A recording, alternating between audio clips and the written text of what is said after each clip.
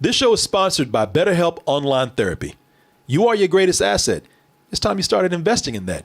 Visit betterhelp.com/double toasted and take care of you. I would not be surprised if you receive another delegation in the near future. All I'm saying. That guy. Okay, now I know who it is. Yeah. From Veep. Okay. Yeah, he was fantastic.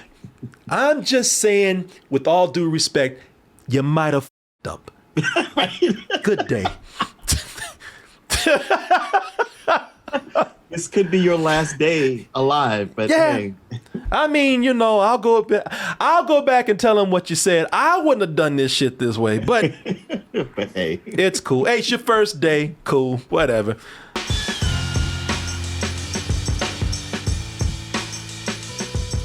Hey everyone, Double Toasted Live is headed to Florida for 2 back-to-back shows. Gonna be in Miami Thursday, January 20th, and then in Orlando, Friday, January 21st. Get your tickets now by going to x1entertainment.com. Super VIP and VIP tickets available right now. And when you do go to get your tickets, we have a very special discount for you for a limited time only. Type in the code DT2022 when you go to x1entertainment.com and get 15% off your ticket price. Also, check out our new merch store at tpublic.com. We have new merch and new designs available right now with many more on the way. Check them out by clicking the link in the description below. It's spent a long time on the New York Times bestseller list, man. We're talking about the Book of Boba Fett. You know, I think Oprah recommended that for a while, man. You know, I would tell you this. I've been looking forward to the Book of Boba Fett for a long time. I am a fan of Boba Fett. I know I'm one of those nerds out there who loves Boba Fett. I gotta be since honest. the Christmas special. Oh, yeah, the Christmas special. Yeah, I loved Boba Fett from the Christmas special. I've been waiting for them to go back to that Boba Fett. Watch the first episode of the Book of Boba Fett. And I got to tell you, man, I thought we already kind of, as much as I love Boba Fett and want to see him have his own show, I thought we kind of already did that. One, safety deemed such destruction. The songs of eons past tell of battles between Mandalore the Great and an order of sorcerers called Jedi. You know, I thought with the Mandalorian that was supposed to be sort of our Boba Fett. You know, it wasn't the Boba Fett, I get it. But, you know, Boba Fett's history is so convoluted. I thought Disney was thinking, well, you know what, let's start with the fresh Boba Fett alternative. Mm-hmm. You know, not that we're trying to take away Boba Fett from anybody out there, but until we actually know we can get the character right, I thought the Mandalorian was kind of that thing. You know, all the great Boba Fett flavor without all the mess, you know. Sure. But I get it. These fans, they don't want no Boba Fett substitute. You know, they want the real shit, man, and I got that. So They don't want Splenda, they want real sugar. Exactly. Exactly, man. Yeah, you know, they don't want no substitute here. They want the real thing, and I get it. And I'm not trying to sit up here and say that Boba Fett could not make a good character. I think he'd make a great character. I just felt like watching Boba Fett, the Book of Boba Fett, that we already kind of had our thing. You know, the Mandalorian was what I thought Boba Fett was going to be. You know, the Mandalorian is this it's a space western. You know, he's this space cowboy, gun for hire, man, going from episode to episode. You know, he's got a bigger goal, but in the middle, he's got to go in and do these smaller things, going from town to town, taking bounties, helping people, saving the day, taking out the bad guys. You know, it was that kind of thing that I thought Boba Fett would be perfect for. And when the Mandalorian came in and did it, I'm like, well, what do we have left for Boba Fett right here? But you know, instead of bringing in Boba Fett and making him that, I guess, that wandering gun for hire that I'm talking about, they did take a pretty cool premise here. They did do something I thought has a lot of potential, something that is even better than just doing a space western, you know, something a little bit more inspired. What if we took Boba Fett, and here's the twist, have him take over and rule over the crime bosses that he actually used to work for. In other words, Disney's doing something that we have not done yet already with Star Wars, at least not to this level, and that is, as I like to say, getting to that gangster shit. And I thought that was a novel approach there. Did it work? Well, it's working for some people because it's getting a lot of good reviews out there. At least the first episode is. But did it work for us, Martin? Now, this I have no clue. You know, Martin, I did not get a chance to catch you watching this like you did Cobra Kai. I did not get a chance to see you enthralled about what you see before you right there. So I have no clue how you feel about this.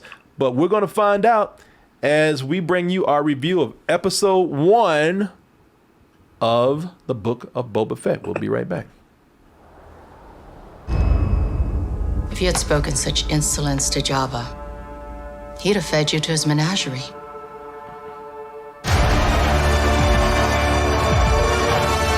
So, told you I love this premise, man, of Boba Fett coming in and being a crime lord, pretty much taking over for Jabba and taking his throne. And while I love that for the guy who took over when Jabba died. Oh, that's right. That's right. You know what? I'm gonna even find that clip right there because, let me see here.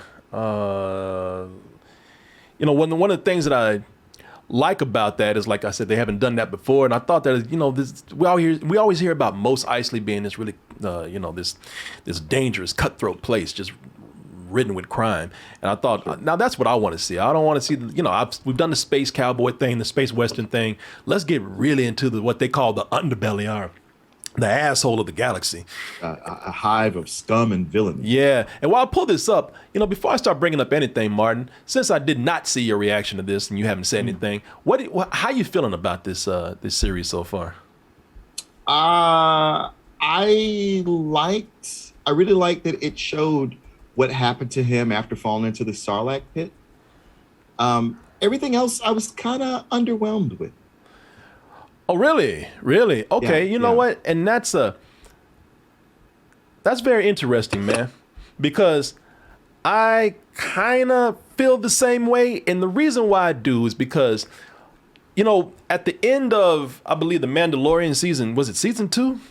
We have 2 seasons. Yeah. At the end of season 2, the big stinger, they put one of those Marvel stingers on there. The big stinger was Boba Fett coming in and taking over the whole the whole crime scene on Tatooine. And we saw that when he came in and killed the guy that served under Jabba, who thought he was running shit at the moment. Cookie. Boba! Meeting Kahaki Puta! Hey, man, it's cool, baby. I gave you a cup, I thought you were dead. Wakana Malian Teasby!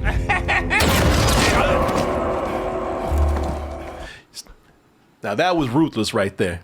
And I thought, okay, so when we get into the show, that's just a teaser. That's just a taste. So when we get in the show, things gonna really start going off.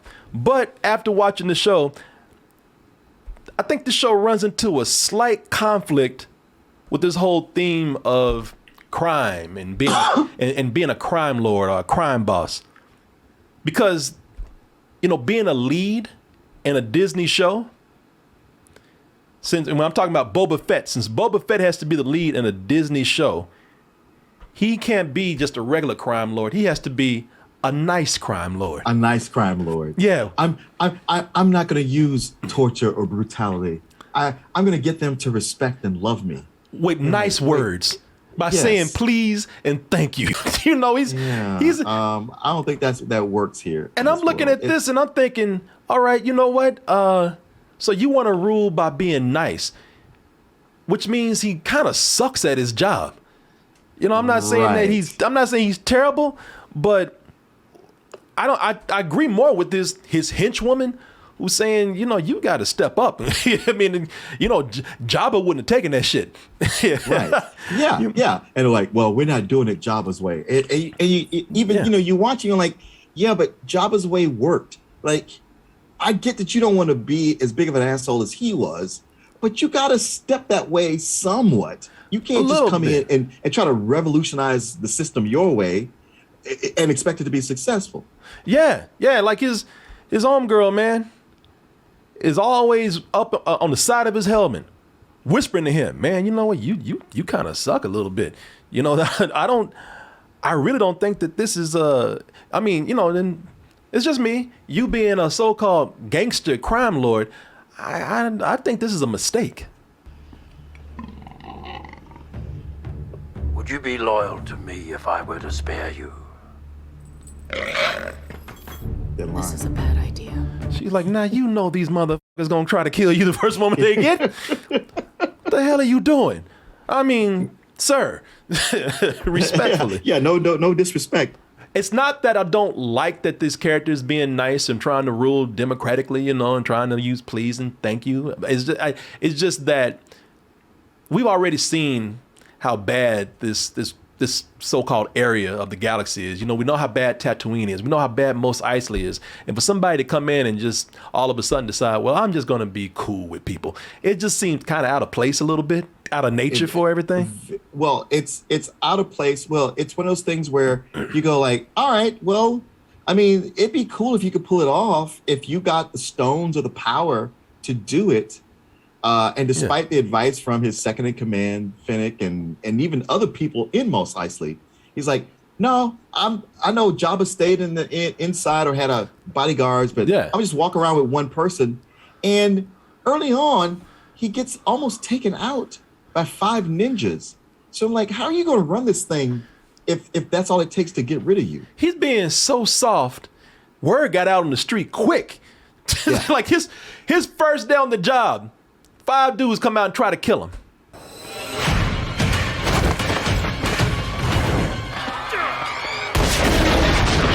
He's like, shit, I didn't think that through. No, that's what it is. It's so much of him not thinking things through.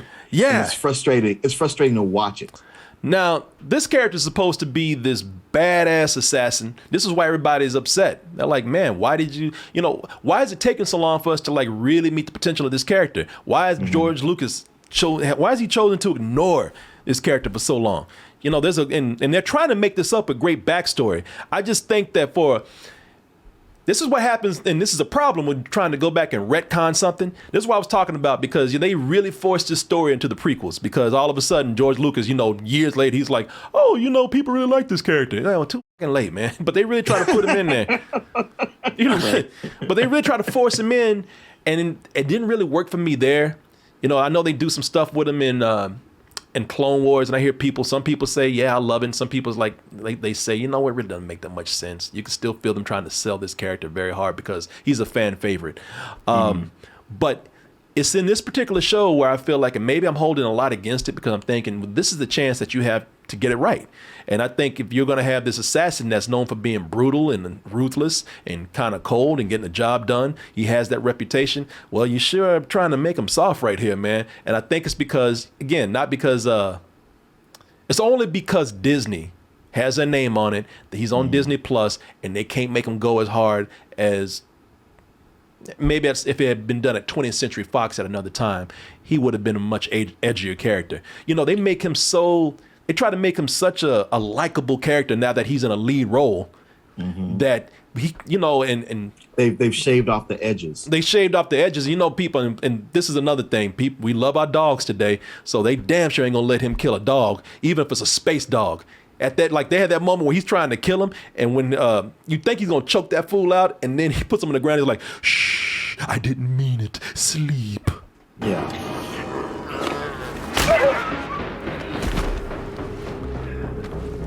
Sleep.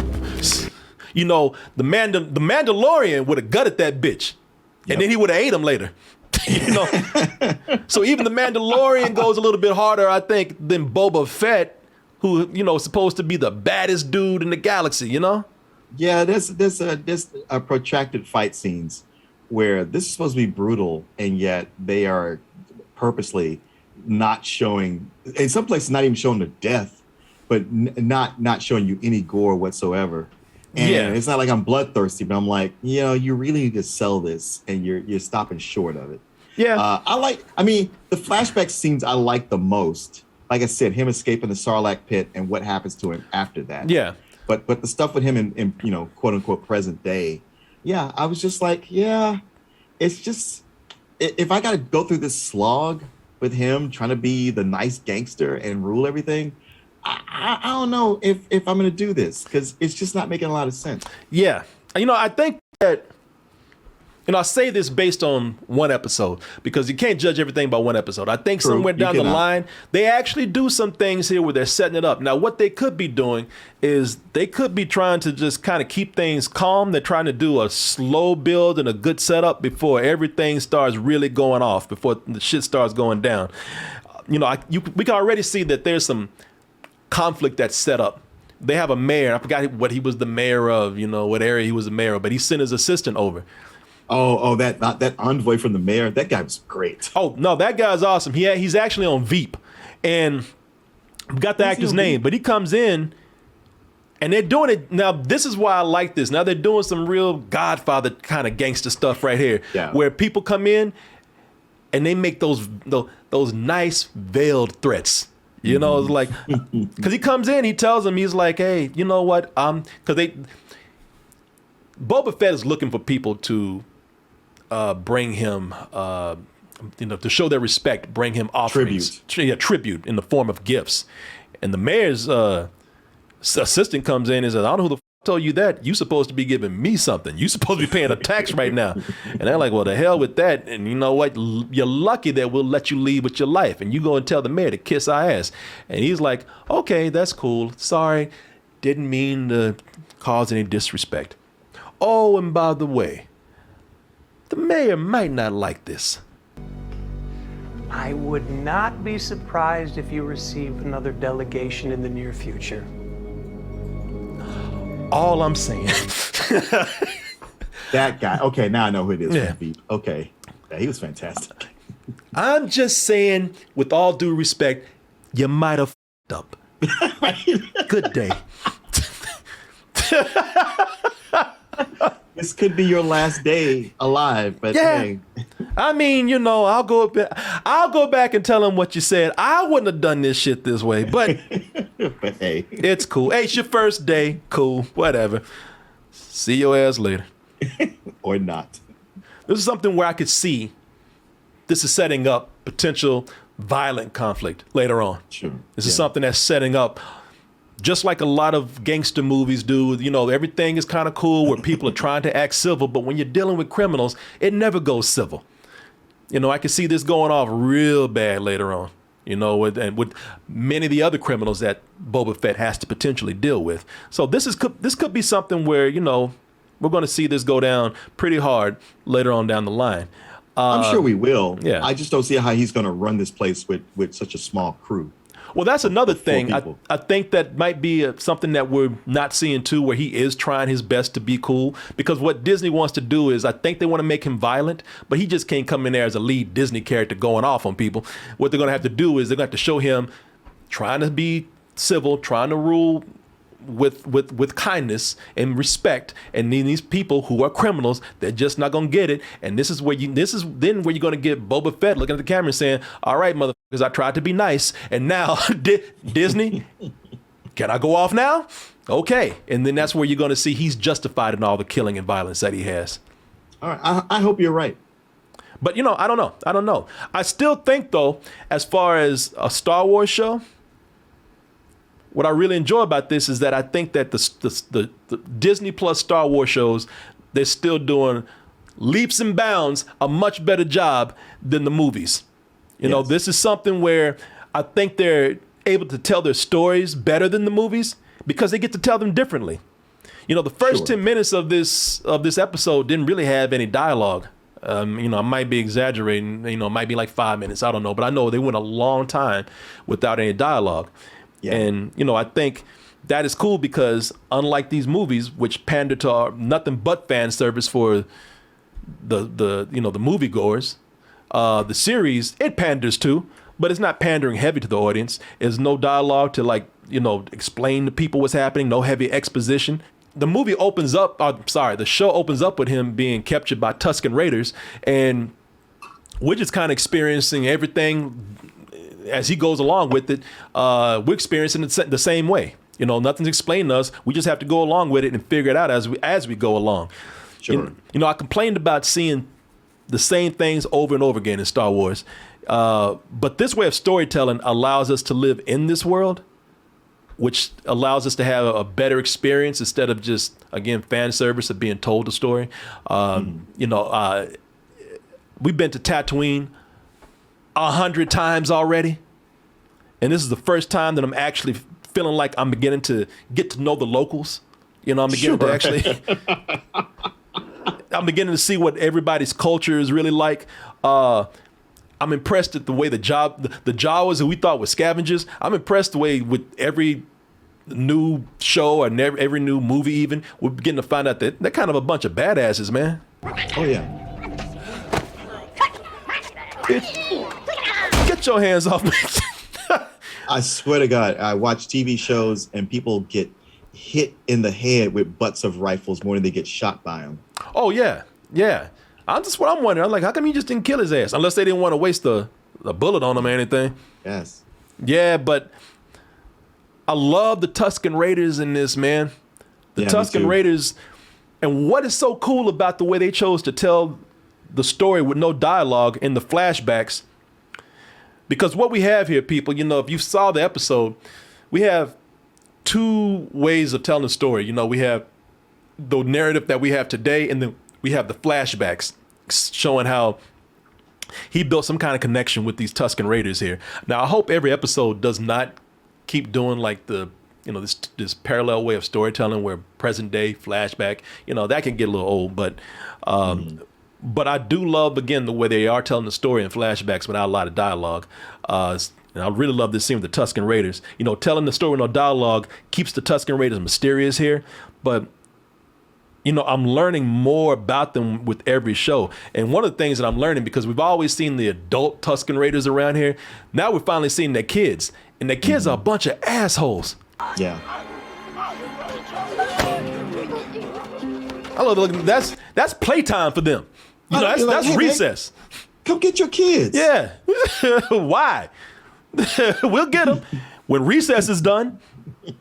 But these shows are good for exploring side characters better than any of the movies have been doing lately. You know, all these tertiary characters that were there just to be nameless, almost faceless opposing forces. Yeah. Now these shows are giving them some culture. Now the show is giving them some, you know, making them actual characters. You go back and watch those 3 original Star Wars movies, and you have, you know, they're richer now. There's more to them. Yeah. No, I'm judging this on one episode, and I'm giving it time to reach its potential. But right now, I got a lot of respect for what they're doing here. And again, a lot of it just has a way of telling your story differently. Again, I'm going to keep harping on this. That whole thing with no dialogue, man, that's a great way to actually go back and give some backstory of things that we've wondered for a long time with these characters, what I have to do with cheesy narration. Now, that whole thing with Boba Fett and the Sarlacc pit, which was, you know, that's a famous thing. He got knocked into the Sarlacc pit in Return of the Jedi. You know, now if they had told this any other kind of way where we did have dialogue, you know, you probably would have had this real bad narration where Boba Fett is in a bar somewhere talking about, I would have died in that Sarlacc pit if it weren't for my Boba Fett armor and my flamethrower, and people, you know, that just sounds stupid, you know. But showing it instead of just telling all of it, I thought that was a really, really cool. What's that? What a harrowing experience it was. Oh yeah, you got to actually kind of live it through him, and you know, without having any dialogue there, it didn't take you out of it. You actually lived it with him.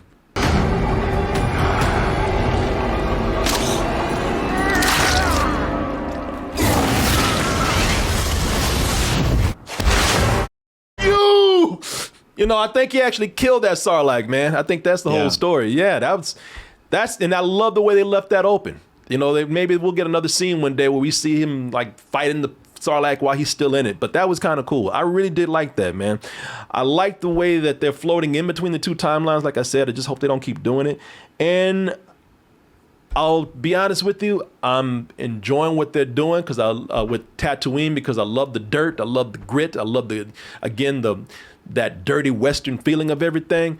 But I'm just wondering, is there going to get to a point we, kind of getting tired of Tatooine because we spent a lot of time. Can we go somewhere else? Yeah, we spent a lot of time on Tatooine. We've done it with The Mandalorian. Now we're doing it with Boba Fett. And don't forget, people, we also have Obi-Wan, the series, Obi-Wan Kenobi coming up, man, which I think we're going to be spending more time on Tatooine. So, oh, that's right. That is where he ends up living, isn't it? That's where, so we got to go there. Damn it.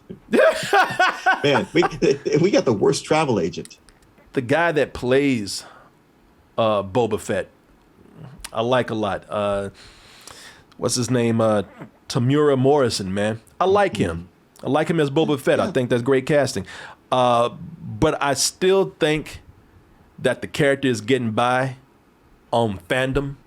On reputation. On fandom. I think, fandom. Yeah. That's the thing, because I'm not a part of that fandom. So me just watching it cold as is, I was like, I guess his character's okay, but he hasn't done anything to really impress me, to make me endeared to him. Yeah, man. Yeah, I think that I think we're cheering on a helmet more than we're actually cheering on a character at this point.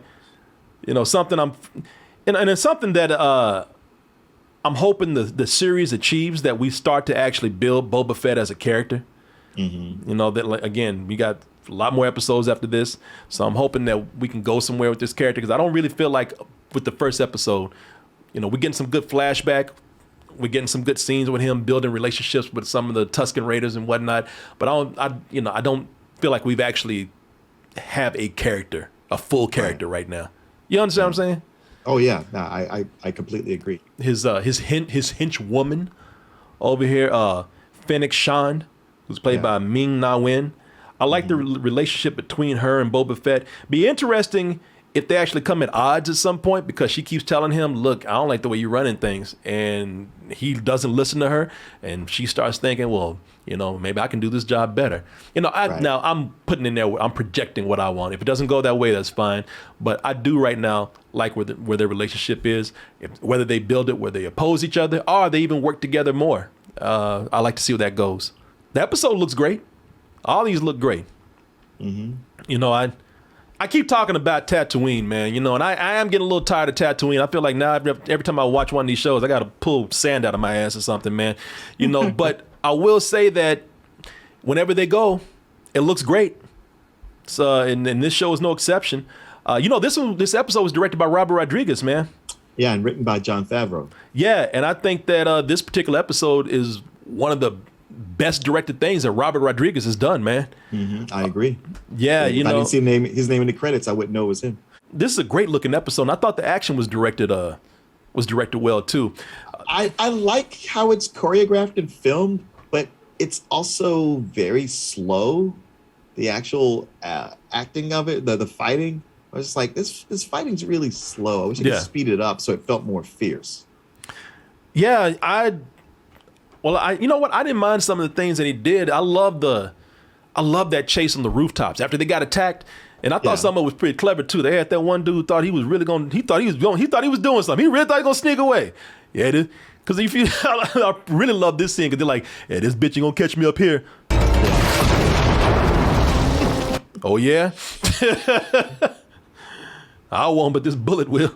I thought that was really cool. Only thing that pulled me out of this world and the way it was directed and the way they threw me in it, it's like, come on, man, I'm throwing stuff in there that we recognize. There's one scene, and this probably doesn't bother a lot of people, but it kind of pulled me out of it a little bit. They had those Google dogs, those dogs, those dogs that the robot dogs that Google makes that one day are gonna kill us all.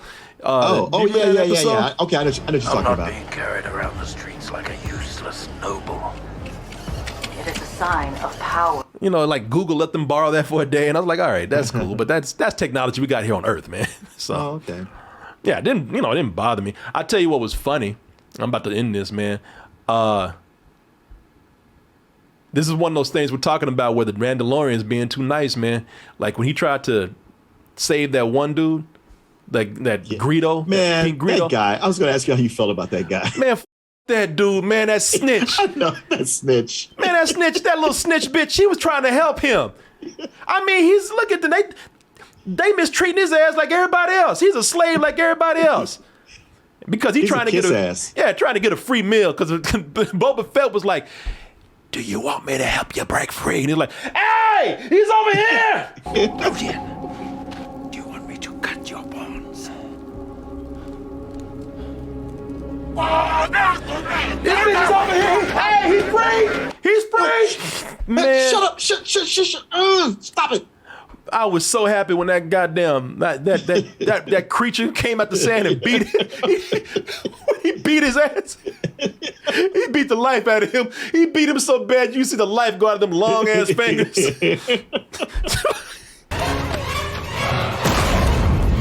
Oh. You see them hands just, you can see the life drain out those hands, man. Yeah.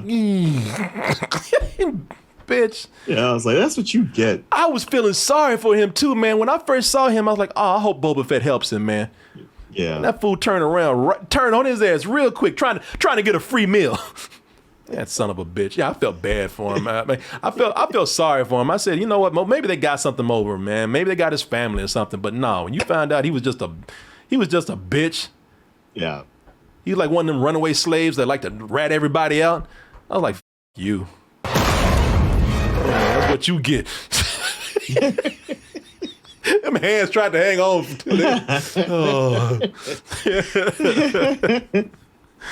Nah, man. Overall, it's a problem with looking at one episode. You can just tell people what you like until you get into later episodes. Once the story guard starts going, because we don't even really have a full story to grasp on here. If you that's another thing with this. We have no real strong forward-moving narrative yet to really even talk about. Yes, it didn't end with enough of a cliffhanger to have that like, ooh, I can't wait to see what happens next week. I'm really eager to see where it goes. I mean, and Jennifer Biel, man, damn. Oh, I know. Jesus Christ. Damn. And I noticed that the conehead people or the carrot head people, whatever, they're becoming like more popular now. They're becoming like one of the main popular species in the Star Wars universe. Yeah, they seem to be all about giving pleasure. Yeah, I'm all right with that. But carrot heads. Somebody said that's Flashdance. Yes, it is. Yes, it is. Yeah, it is, man. I like the way Mob 1900 just said, "Fine," like that's hot. Yeah, man. Overall, not enough to really even fully criticize this. I am eager to see where it's going. I think this is more setup. So I think by the time we get to the second episode, nice setup we have here, but we only have like 6 episodes to go through, or maybe 7, I mean, considering how this one is just only set up, I'm surprised they didn't send us at least the first 2. Yeah, they're really gonna have to push things in that second episode, get things going, man, and I'm sure we will.